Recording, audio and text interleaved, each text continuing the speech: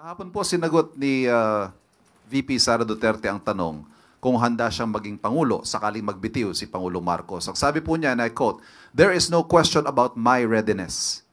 Does the President have a message to the Vice President expressing her readiness and willingness to take his place?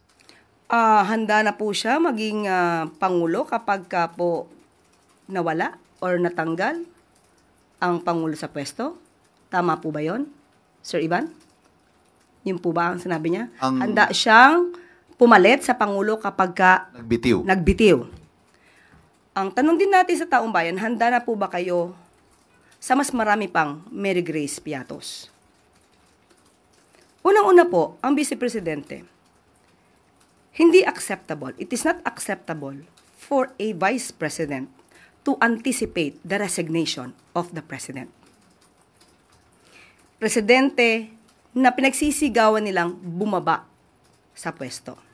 This is definitely a form of political destabilization.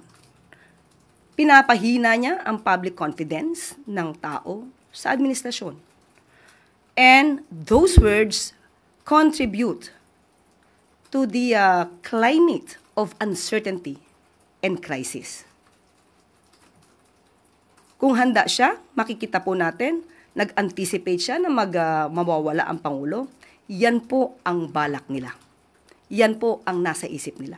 At yan po ang ginagawa nila ngayon. Sorry, ma'am. Ito yung mga nakalista ko sana ng tanong.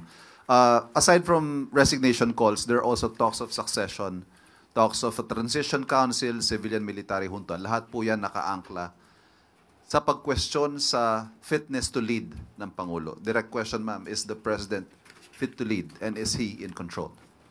Tinatanong pa po ba yan? Of course. Nakikita natin ang trabaho ng Pangulo.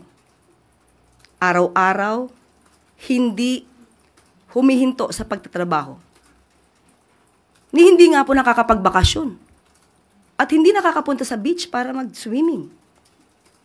So, sino po ba talaga ang ready na maging leader ng bansa? Walang iba kundi ang Pangulong Marcos Jr.